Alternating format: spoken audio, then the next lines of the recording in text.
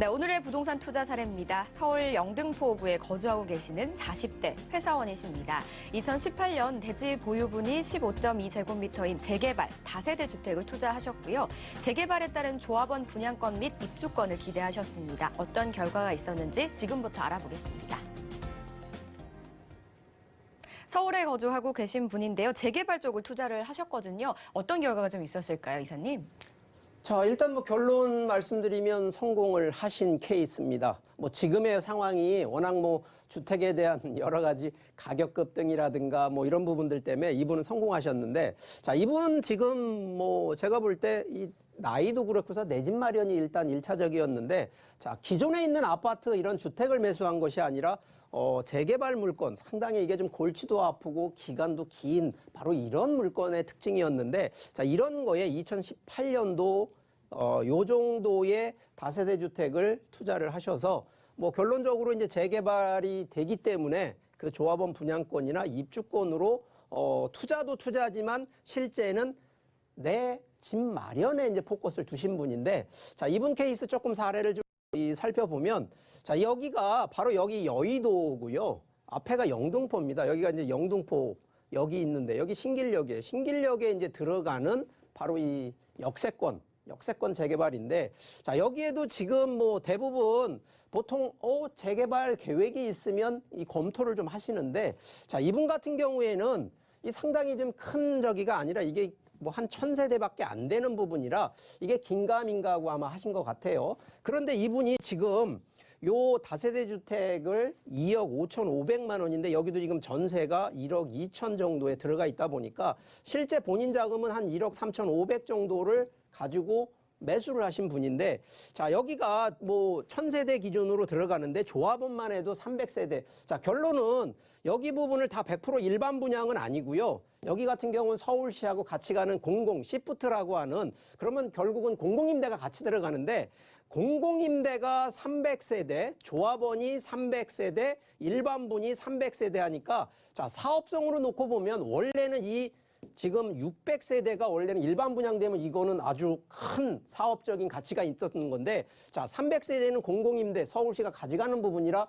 자, 이런 부분은 왜 중요하냐? 사업에 대한 안전성, 결국은 누가 주체가 돼서 하느냐? 결국은 정부에서 지금 주체가 돼서 하는 이런 재개발로 들어가신 부분이기 때문에, 자, 그런데 들어간 금액만 놓고 대비, 자, 이분이 왜 제가 성공을 하셨냐 얘기를 하냐면, 자, 예를 들어 33평형을 조합원 신청을 했을 때 보통 지금 이 조합원 분양가 기준으로 보면 한 6억대 정도 하거든요. 자, 그런데 시세는요, 지금 현재 영등포 30평대 정도라 그러면 10억대가 훌쩍 넘어서 12억대입니다. 지금 현재 시세가 이런 부분이기 때문에 이분이 들어가신 거 결국은 성공하셨어요. 자, 그럼 이 케이스가 100% 그냥 성공했냐? 자, 이유가 있습니다. 자, 그 부분에 대해서 좀 설명을 드려보면, 자, 여러분들 재개발 기준으로 놓고 보면 이게 지금 재개발의 절차입니다. 시작부터 이 끝날 때까지 이 기간이요, 이게 상당합니다. 우리가 재건축, 재개발하면 우리 투자하시면 보통 한 1년에서 2년, 좀 짧으면 3년에서 4년, 아닙니다. 기본적으로 이거는 5년 이상을 보통 바라보시고 들어가시는 거기 때문에 짧은 기간이 아니라 긴 시간인데, 자, 중요한 부분이, 그럼 이 긴 시간이면 그러면 투자는 나는 단기에 수익을 내야 되니까 그럼 이 정도에 투자한다, 이 정도에 투자한다? 안 되죠. 이유는 요게 이제 정부에서 관여되기 전까지만 놓고 보더라도 정비구역 지정되고요, 조합 설립하고 여러 가지 이제 사업 시행 들어가면서 관리 처분 딱 나올 때까지, 그러면 단계별로 보면 투자하는 시점으로 놓고 보면 1단계, 2단계, 3단계, 4단계가 있었거든요. 자, 그런데 이제 지금 재개발 재건축 법이 바뀌면서, 자, 조합 설립 들어가면서부터는 투자 못하게 딱 전매 금지부터 다 내놨어요. 그러니까 이쪽부터는 못하니까 결국은 정비구역 지정될 때 이제 투자 검토가 들어가야 된다는 얘기를 들어가는 거고요. 자, 이런 부분들 가장 또 중요한 부분이 대부분 이런 법에 의거해서 갑니다. 그런데 일반 주택 재개발이 재개발 사업이 이 안에 들어가 있는데, 자, 일반적으로 여기 지역주택조합 요즘 또 많이 들으실 거예요. 이런 내용은 또 이쪽으로 해서 빠져갑니다. 주택법에 의해서 가기 때문에 혹시라도 내 지역 내에 주택 재개발이 아니라 지역주택으로 가시는 분들은 이런 부분들은 좀 참조하시라는 얘기를 좀 첨언해 드리고, 자, 우리가 투자할 때 과연 재개발 투자 우선순위를 어디를 봐야 되느냐.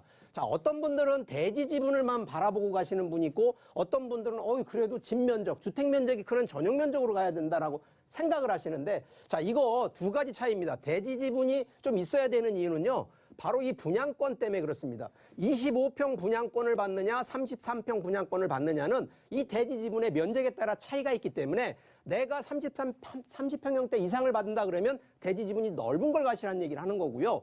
자, 전용 면적, 주택 면적이 좀 이유를 보는 거는, 이게 바로 나중에 청산할 때 이 감정평가를 받습니다. 그럼 감정평가에 대지 지분만 보는 게 아니라 주택 면적의 감정평가를 받아야지 이 추가 분담금에 대한 내 재산이 더 크다라는 걸 증명해 줘야지 추가 분담금이 좀 떨어지거든요. 그래서 대지 지분만 보는 게 아니라 전용 면적도 이걸 반드시 같이 보라는 얘기를 드리고요. 자, 이 비례율이라는 게 있거든요. 자, 그런데 비례율이요, 무조건 비례율이 높은 게 좋다, 아닙니다. 자, 실제요, 이 가제율 4구역 같은 경우에는 이게 지금 조합원, 우리가 이제 분양수라고 하는데 분양수가 제일 많았었거든요. 그런데 실제 프리미엄이나 이런 부분들 아닙니다. 그래서 결론적으로 비례율이 높고 이런 조합원 수가 많다 그래서 무조건 이 수익이 난다 생각하지 마시고요. 이런 부분들은 몇 가지 항목들을 꼭 체크를 하시라는 얘기 드리고, 자, 조합원 대비 일반 분양, 그러니까 결과적으로 일반 분양이 좀 많은 것이 아무래도 이 사업하시는 분들, 특히나 내가 조합원 수 많은 거 대비 이 파는 거, 일반 분양이 많은 게 많은 이유는 그만큼 사업비가 많이 들어오기 때문에 유리하다는 얘기 드리고요.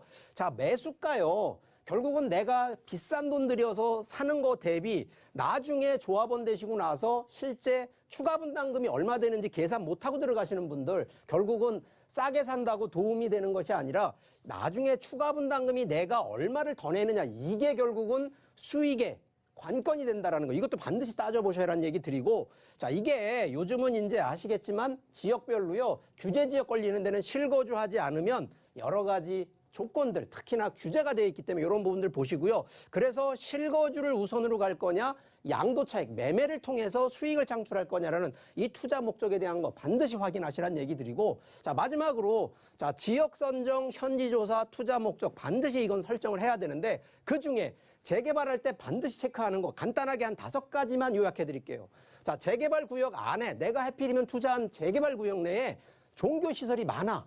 이거 힘듭니다. 종교 부지 잘못 마찰하게 되면요, 이거 큰일 납니다. 이거 결국 사업이 잘못하면 무산될 가능성도 높고요. 두 번째는 바로 그 구역 안이나 바로 인근에 문화재가 또 분포되어 있는 거. 서울권에 문화재 의외로 많거든요. 이런 구역에는요, 이거 쉽지 않습니다. 세 번째는 바로 이 재개발 구역에 경계가 됐던, 바로 붙어 있는 데가 됐던 상가, 특히 역세권이 많은 동네, 역세권이 껴있는 데는요, 이거 제가 볼 때 주택 재개발 아니고요. 이런 거는 도심 재개발로 들어갑니다. 그렇기 때문에 이런 부분들 재개발 좀 어렵다고 보고요.